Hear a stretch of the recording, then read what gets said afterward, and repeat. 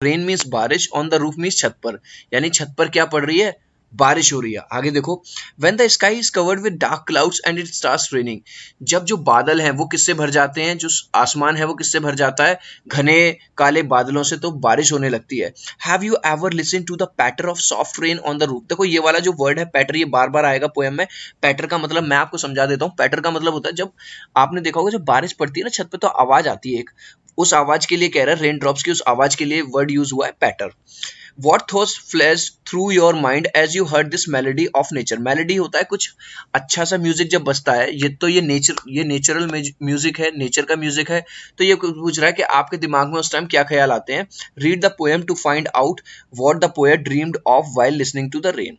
अब हमें इस पोएम को पढ़ना पड़ेगा कि पोएट के दिमाग में क्या ख्याल आए, क्या उसने सपना देखा जब उसने बारिश की आवाज को वो सुन रहा था। तो चलो यार शुरू करते हैं।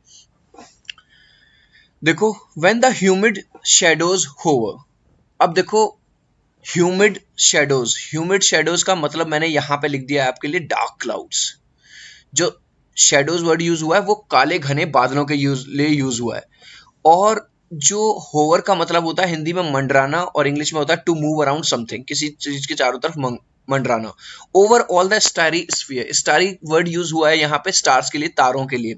स्फीयर्स वर्ड का यूज हुआ है यहाँ पे स्काई के लिए, यहाँ देखो मैंने लिख दिया है। तो ये कह रहा है, and the melancholy darkness gently weeps in rainy tears, what a bliss to press the pillow of a cottage chamber bed and lie listening to the patter of the soft rain overhead। क्या कह रहा है poet हमें, poet बता रहा है कि जब ह्यूमिड शेडोज, मतलब ह्यूमिड का मतलब होता है मॉइस्चर, जिसमें मॉइस्चर हो, गीला, जब काले घने बादल मंडराते हैं ओवर द स्टारी स्फीयर्स का मतलब आकाश में, स्काई में, तारों से भरे आकाश में, एंड द मेलनकली का मतलब होता है सैड, दुखी, तो वो जो स्काई है वो क्या करता है, रोता है, और उसके रोने में जो आंसू निकलते हैं, तो उसके पोएट क्या कह रहा है, वो रेनी टीयर्स हैं। देखो 4 लाइन का मतलब मैं समझा रहा हूं कि भैया जब आकाश में क्या छा जाते हैं, काले बादल छा जाते हैं, तो क्या होता है कि जो आकाश है वो रोता है, और जो रोने से उसके क्या निकलते हैं, आंसू निकलते हैं, और जो हमें क्या दिखती हैं, आंसू जो है जिसे हम बारिश कहते हैं। वॉट अ ब्लिस, ब्लिस होता है हैप्पीनेस, कितना अच्छा लगता है, खुशी। देखो यहाँ पे हैप्पीनेस मैंने लिखा, to press the pillow of a cottage chamber bed, और वो कहता है कि जब बाहर बारिश हो रही हो, कोटेज चेम्बर का मतलब है बेडरूम, और तुम अपने बेडरूम में बैठे हुए हो, लेटे हुए हो, तो कितना अच्छा लगता है कि तुम अपने उस पिल्लो को दबा रहे हो, मतलब उसमें लेटे हुए हो। And lie listening to the patter of the soft rain overhead, और तुम उस आवाज को सुन रहे हो, पैटर का मतलब साउंड ऑफ रेन ड्रॉप्स, उस आवाज को अपने रूम में बैठे बैठे लेटे लेटे सुन रहे हो। तो आई होप कि ये जो लाइंस थी ये आपको समझ में आ गई होंगी। क्या कह रहा है कि जब वो जो आप अपने कमरे में बैठे हुए हो, अच्छे से बेड पे आपने अपना तकिया लिया हुआ है, और वो जो बाहर से आवाज आ रही है वो आपको बहुत ज्यादा अच्छी लग रही है। अब जैसा कि आप जानते हो यार, इंग्लिश बाबा कोई भी चीज एम ही तो करते नहीं है, तो आगे बढ़ने से पहले गाना सुनोगे क्या, रेन वाला? नहीं भी सुनोगे तो मैं सुनाऊंगा।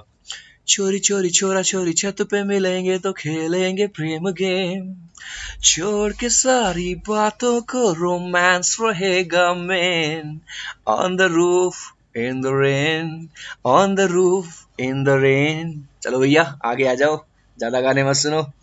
अब आगे बढ़ रहा हूं, आगे देखिए। Every tinkle on the shingles has an echo in the heart, and 1,000 dreamy fancies into busy being start, and 1,000 recollections weave their air threads into woof as I listen to the patter of the rain upon the roof। अब क्या कह रहा है poet, every tinkle on the shingles. देखो अभी मैंने थोड़ी देर पहले आपको एक वर्ड बताया था पैटर, पैटर का मतलब मैंने आपको बताया था रेन ड्रॉप्स की जो आवाज है, रेन की जो आवाज है। तो टिंकल का मतलब भी यहाँ पे देखो मैंने लिखा है पैटर, यानी कि वही रेन की आवाज है। और शिंगल्स, ये वाला जो वर्ड आया है शिंगल्स, इसका मतलब है टाइल्स, वो जो छत के ऊपर जो रेक्टेंगुलर टाइल्स लगी रहती है लाल लाल सी, वो has an echo in the heart. अब पोएट क्या कह रहा है आपको कि वो जो आवाज आती है किसकी, रेन ड्रॉप्स की छत के ऊपर से, उसकी भी एक एको होती है। अब यार एको क्या होता है, एको का मतलब मैंने यहाँ लिखा है रिपीटेड साउंड। आपने देखा होगा किसी खाली रूम में, किसी खाली हॉल में जब आप आवाज करते हो ओ, तो वहां से लौट की आवाज आती है ओ, तो उसे बोलते हैं एको। तो वो कह रहा है कि जब वो आवाज आती है तो मेरे दिल में भी कुछ एको होता है, एक दोबारा से मुझे आवाज आती है, क्या आती है?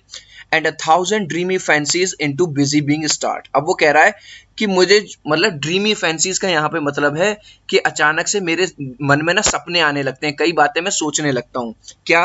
एंड 1,000 रिकलेक्शंस, रिकलेक्शंस का मतलब है मेमोरीज ऑफ पास्ट, पुरानी यादें पास्ट की। Weave their air threads into woof, और जो मुझे काफी सारी जो पुरानी यादें हैं वो मेरे मन में आ जाती हैं। अब आपको लगेगा यहाँ पे एयर थ्रेड्स इनटू वूफ का मतलब क्या है? एयर थ्रेड्स का मतलब है हवा के धागे। अब हवा के धागे तो यार कुछ होता नहीं है, ठीक है। वूफ का मतलब है थ्रेड्स। आपने देखा होगा कोई भी जो कपड़ा बनता है वो सीधे कपड़ा नहीं बनेगा, वो कैसे बनेगा? धागे, धागे में धागा पिरो के, एक धागा फिर दूसरा धागा, और धागे आपस में मिलजुल के क्या बनाते हैं? पूरा एक फैब्रिक बना देते हैं। तो वो ऐसे ही कह रहा है कि ये जो रेन ड्रॉप्स हैं इनकी वजह से मुझे पुरानी यादें मेरी ताजा हो रही हैं, एक एक करके सारी यादें बन रही हैं पुरानी। As I listen to the patter of the rain upon the roof, जैसे ही मैं इस पैटर को, इस ट्विंकल को सुनता हूँ, न केवल मुझे नए नए सपने आते हैं, मैं नई नई चीजों के बारे में सोचता हूँ, और बल्कि जो पुरानी यादें हैं वो भी मुझे ताजा हो जाती हैं। आई होप कि क्लियर हो रहा है आपको। आगे बढ़ता हूँ। Now in memory comes my mother, as she used in years agone, to regard the darling dreamers ere she left them till the dawn. Oh, I feel her fond look on me as I listen to this refrain, which is played upon the shingles by the patter of the rain. अब क्या कह रहा है? अब वो तीसरे stanza में कहता है now in memory comes my mother. अब वो कहता है कि जब इस तरह की बारिश होती है, जब मैं इस तरह की आवाज सुनता हूँ तो मुझे अपनी माँ की याद आ जाती है। As she used in years agone, जैसा कि वो थी। ईयर्स अगोन का मतलब है एक समय, यानी कि वो पुराने टाइम की बात बता रहा है। तो यहाँ पे हमें पता चल रहा है कि शायद या तो जो पोएट है उसकी मदर अब इस दुनिया में नहीं रही, या वो आज उसकी डेट में उसके साथ नहीं। तो वो कह रहा है मुझे अपनी मदर की याद आती है, मम्मी की याद आती है।